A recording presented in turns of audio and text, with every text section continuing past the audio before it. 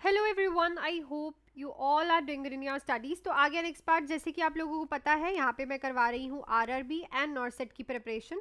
सो जो भी बच्चा इन दोनों एग्जाम्स की प्रिपरेशन कर रहा है, इस चैनल को सब्सक्राइब कर दीजिएगा, वीडियो को लाइक कर दीजिएगा एंड शेयर कर दीजिएगा अपने फ्रेंड्स के साथ। ऑलरेडी हम 1220 क्वेश्चन कर चुके हैं, 1221 क्वेश्चन आज हम करने जा रहे हैं। और रेगुलरली आप क्लासेस देखिए, जब तक पेपर रहेगा तब तक ये सीरीज़ आएगी, तो प्रीवियस वीडियोज़ भी ज़रूर देखिएगा। एंड अगर कोई भी बच्चा बैचेस ज्वाइन करना चाहता है तो इस नंबर पे कॉल या फिर मैसेज करके आज ही कोई भी बैच जो है आप लोग ज्वाइन कर सकते हो विदाउट एनी डिले। दो बैचेस हैं, एक है हमारे पास इम्पॉर्टेंट टॉपिक बैच, जिसमें हम सारे के सारे इम्पॉर्टेंट टॉपिक्स करेंगे जो कि हर एक सब्जेक्ट से रहेंगे। इसकी जो फीस रहेगी वो आपकी रहेगी 1499 इसकी फीस रहेगी। इसमें हम जिन बच्चों का बेसिक क्लियर है वो ये कर सकते हैं ज्वाइन। इंपॉर्टेंट टॉपिक रहेंगे इसमें, MCQ classes, test series, doubt classes and previous year paper. और जो दूसरा बैच है वो है हमारा फुल थ्योरी बैच।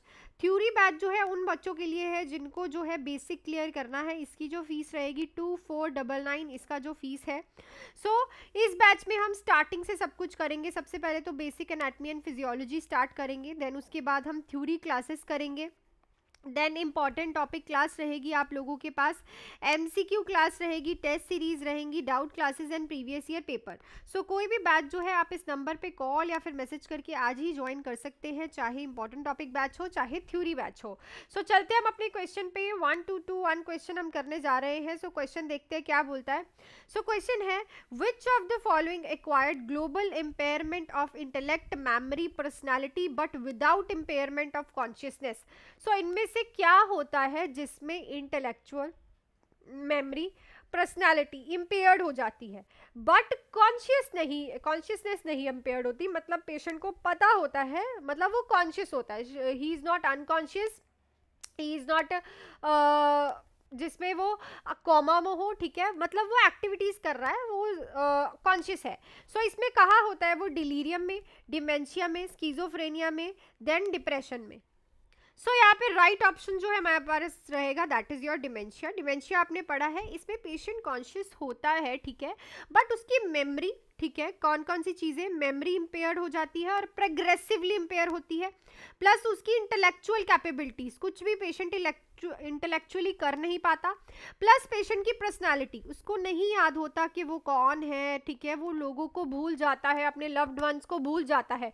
सो डिमेंशिया जो है ना ये इरिवर्सिबल है, ठीक है, इट इज़ नॉट रिवर्सिबल। अगर किसी को ये प्रॉब्लम हो गई है ना तो ये ठीक नहीं होगी, चाहे आप ट्रीटमेंट दे लो चाहे कुछ भी कर लो। So one of the most important question is also कि ये डिमेंशिया जो है इरिवर्सिबल है और ये प्रोग्रेसिव है, मतलब ये बढ़ता ही जाता है, कम नहीं होता, ठीक है। आप इसका जो प्रोग्रेशन है उसको डीले कर सकते हो पर कम नहीं कर सकते। Clear.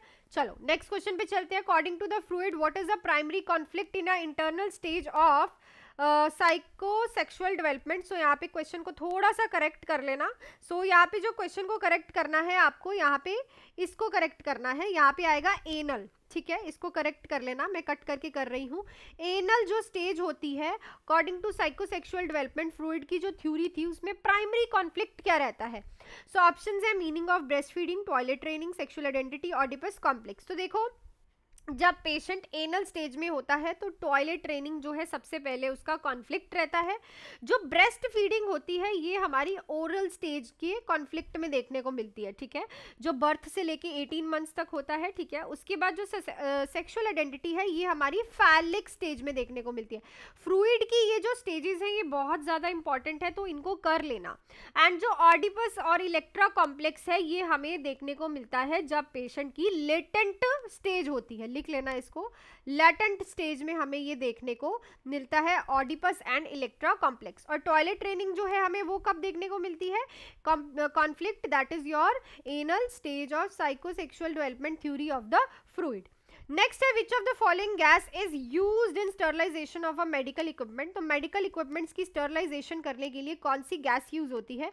इथिलाइन oxide gas, methylene oxide gas, methane gas, ethane gas. तो ऑब्वियसली आपने पढ़ा है इथिलाइन ऑक्साइड जो है फ्यूमिगेशन होती है ना फ्यूम्स के साथ, सो उसमें इथिलाइन ऑक्साइड्स भी यूज़ किए जाते हैं, ठीक है। So sterilization of medical equipment में जो गैस यूज़ होती है that is your ethylene oxide gas.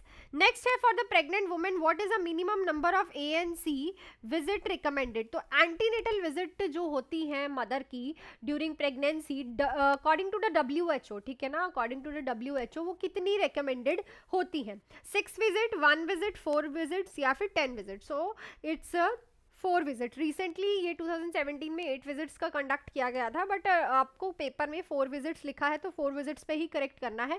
सबसे पहले जो पहली विजिट होती है वो होती है टिल योर 12th वीक, ठीक है। जैसे ही कंसेप्शन हो गया, कंसेप्शन से लेके टिल 12th वीक तक आपको क्या करनी है? एक विजिट करनी ही करनी है। उसके बाद सेकेंड विजिट जो होती है आपकी, दैट इज योर 14 वीक से लेके और 12 वीक से लेके टू 26 वीक्स के बीच में, ठीक है। थर्ड विजिट आप जो करते हो दैट इज योर 27 वीक्स से लेके to the 36 weeks of the pregnancy. And fourth visit जो होती है 36 वीक्स टिल योर डिलीवरी और टिल योर लेबर। सो ऐसे 4 विजिट्स आपकी होनी होती है according to the WHO in the antenatal care में, ठीक है। नेक्स्ट है withhold oral feeding in a patient with acute pancreatitis is to. तो जो ओरल फीडिंग आप एक्यूट पैनक्रेटाइटिस वाले पेशेंट में विद होल्ड करते हो, मतलब रोकते हो, वो क्यों रोकते हो? मेंटेन करने के लिए एल्केलाइन गैस्ट्रिक पीएच, रिलीव करने के लिए गैस्ट्रिक स्टेट, रिलीव करने के लिए डिसेंशन या फिर रिड्यूस करने के लिए पैनक्रियाटिक सिक्रीशंस। तो क्या होता है पैनक्रेटाइटिस? क्या होता है? Infection and inflammation of the pancreas, ठीक है। सो मैं यहाँ पे इन्फेक्शन लिख रही हूँ। सो हम जो है ओरल फीडिंग इसलिए रोकते हैं ताकि पैनक्रियाटिक सिक्रीशन ना हो, ठीक है। क्योंकि जब ओरल फीडिंग होगी तो पैनक्रियास से सिक्रीशंस होगी, पैनक्रियास वर्क करेगा। सो यहाँ पे पैनक्रियास का वर्क रोकने के लिए और पैनक्रियास को रेस्ट कराने के लिए, ठीक है, ताकि वो प्रॉपरली हील हो जाए, उसमें स्टिम्युलेशन ना हो।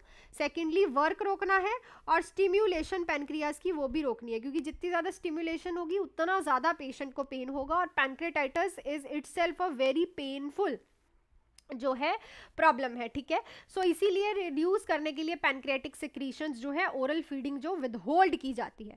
सो नेक्स्ट क्वेश्चन पे चलने से पहले मैं आप लोगों को थोड़ा सा बैचेस का क्लियर कर दूं, अगर किसी को सुनना है, अदरवाइज आप स्किप कर सकते हो। सो 2 बैचेस है मेरे पास। सो आप इस नंबर पे कॉल या फिर मैसेज करके आज ही कोई भी बैच ज्वाइन कर सकते हो। एक है मेरे पास important topic batch. Important topic batch उन बच्चों के लिए है जिनका बेसिक क्लियर है। इसकी फीस रहेगी 1499 फॉर 3 मंथ्स प्रॉपरली, जिसमें हम important topic, MCQs, test series, doubt classes and previous year paper करेंगे। और जो दूसरा बैच है वो है हमारे पास full theory batch, all in one batch, जिसकी जो फीस रहेगी 2499 फॉर 3 मंथ्स। इसमें हम बेसिक्स से स्टार्ट करेंगे, anatomy and physiology, theory, important topic, MCQs, test series, doubt classes and previous year paper. So कोई भी बैच जो है आप इसी नंबर पे कॉल या फिर मैसेज करके मेरे साथ आज ही ज्वाइन कर सकते हो विदाउट एनी डिले। दोनों ही बैचेस 3 मंथ्स के हैं और सबसे बड़ी बात है दोनों ही लाइव प्लस रिकॉर्डेड है। आपको लाइव क्लासेस में मिलेंगी और रिकॉर्डिंग्स में मिलेंगी बच्चे, ठीक है। सो चलते हैं हम अपने क्वेश्चन पे। नेक्स्ट क्वेश्चन है 1226, विच of the following drug is Contra indicated in pancreatitis. तो पैनक्रेटाइटिस में कौन सी ड्रग जो है कॉन्ट्रा इंडिकेटेड होती है? मॉर्फिन, मेप्रेडिन, डिक्लोफेनाक या फिर स्पाज्मोप्रोक्सिन। सो देखो मेप्रेडिन तो जो है वो ड्रग ऑफ चॉइस है फॉर द पेन, ठीक है ना, तो इसको भी लिख लेना। पैनक्रेटाइटिस की drug of choice for pain जो है वो मेप्रेडिन है। बट जो मॉर्फिन है ये कॉन्ट्रा इंडिकेटेड होती है। क्यों मॉर्फिन कॉन्ट्रा इंडिकेटेड होती है? क्योंकि जो ऑडी स्फिंक्टर होता है उसका ये क्या कराती है? नैरोइंग कराती है, उसका स्पाज्म कराती है। उससे क्या होता है कि पैनक्रियास पे क्या फील होता है? प्रेशर फील होता है, और प्रेशर फील होगा तो और ज्यादा पेन होगी। तो इससे अच्छा है कि हम इसको ये दे ही ना, तो मॉर्फिन में दी नहीं जाती, उनमें हम मैप्रेन देते हैं। क्लियर? मैप्रेडिन। नेक्स्ट है which drug is used into the haemodialysis to prevent blood clot. तो हीमोडायलिसिस में ब्लड क्लॉट प्रिवेंट करने के लिए कौन सी ड्रग यूज होती है? Aspirin, warfarin, heparin, protamine. So heparin जो है यूज होती है, आपको पता है इट इज एन एंटीकोगुलेंट, ठीक है। क्या है ये? एंटीकोगुलेंट। सो ड्यूरिंग हीमोडायलिसिस, ताकि जो है ब्लड क्लॉटिंग ना हो, हम देते हैं। दूसरा ही हेपरिन का एंटीट्यूड नीचे लिखा हुआ है प्रोटामिन सल्फेट। तो प्रोटामिन सल्फेट तो रट लो, ये तो बहुत से क्वेश्चन पेपर्स में बार बार पूछा जाता है, ठीक है। नेक्स्ट है which of the following is considered a risk factor for nosocomial infection. तो इनमें से कौन सा रिस्क फैक्टर है नोजोकोमियल इन्फेक्शन का? नोजोकोमियल इन्फेक्शन होता है जो कि हॉस्पिटल एक्वायर्ड होता है। सो ऑप्शंस हैं adequate hydration, prolonged hospital stay, regular exercise, poor nutrition. So obviously अगर बहुत लंबे समय से आप हॉस्पिटल में स्टे कर रहे हो तो आपको हॉस्पिटल एक्वायर्ड इन्फेक्शन होने के ज्यादा चांसेस हैं। So this is so easy question. So it is prolonged hospital stay. Next है in preterm labour medicine given to the mother to establish foetal lung maturity, तो प्री टर्म लेबर में कौन सी medicine दी जाती है fetal lung maturity के लिए? Option है prostaglandin, बीटामेथाजोन, oxytocin या फिर एड्रेनालिन। सो देखो बीटामेथाजोन हम देते हैं, ये क्या करता है, प्री टर्म अगर किसी का लेबर है तो बीटामेथाजोन जो है स्टिम्युलेट करता है किसकी सिक्रीशन को, सर्फेक्टेंट की, किसकी, सर्फेक्टेंट की। और आप लोगों को पता है सर्फेक्टेंट क्या करता है, लंग मैच्योरिटी में हेल्प करता है, क्या करता है, lung maturity of the foetus में हेल्प करता है। तो जितना अच्छे से सर्फेक्टेंट रिलीज होगा उतना ज़्यादा अच्छे से जो बच्चे के लंग्स हैं वो मैच्योर होंगे। तो इसीलिए बच्चे को बीटामेथाजोन दिया जाता है ताकि सर्फेक्टेंट का जो रिलीज है वो इंक्रीज हो जाए और पेशेंट जो बच्चा है उसके लंग्स जो है मैच्योर रहे। नेक्स्ट है which bacteria are most commonly associated with dental caries. तो डेंटल कैरीज जो होती है, दांतों पे कीड़े लगते हैं, उसमें सबसे कॉमन बैक्टीरिया कौन सा होता है? Streptococcus, staphylococcus, E coli, candida, albicans. So इस क्वेश्चन का आंसर आप लोग मुझे कमेंट सेक्शन में लिख के बताओगे कि डेंटल कैरीज में कौन सा मोस्ट कॉमनली एसोसिएटेड बैक्टीरिया होता है। So that's it for this video अच्छी लगी तो वीडियो को लाइक शेयर एंड सब्सक्राइब कर दीजिएगा इस चैनल को, और वीडियो को बिना स्किप करे देखा करो ताकि आपको फुल एक्सप्लेनेशन मिले। प्लस अगर कोई भी बैच आपको ज्वाइन करना है तो आप इस नंबर पे कॉल या फिर मैसेज करके मेरे साथ आज ही जुड़ सकते हैं। देखो बच्चों ने ऑलरेडी जो है अपनी मेहनत करनी स्टार्ट कर दी है, दिन रात एक कर दिया है। सो 2 बैचेज है, एक है इंपॉर्टेंट टॉपिक बैच, एक है फुल थ्योरी बैच। दोनों की आप फीस देख सकते हो, एक है 1500 का, एक है 2500 का। दोनों ही बैचेस 3 मंथ्स के लाइव प्लस रिकॉर्डेड है। अगर आप लोगों का बेसिक क्लियर है तो आप ये बैच ज्वाइन कर सकते हो, और अगर आपको बेसिक क्लियर करना है तो ये वाला बैच ज्वाइन कर सकते हो, ठीक है। सो मिलती हूँ कल की वीडियो में एक नई वीडियो के साथ। Till then do hard work, make your parents proud and be ready by 12:30। Thank you.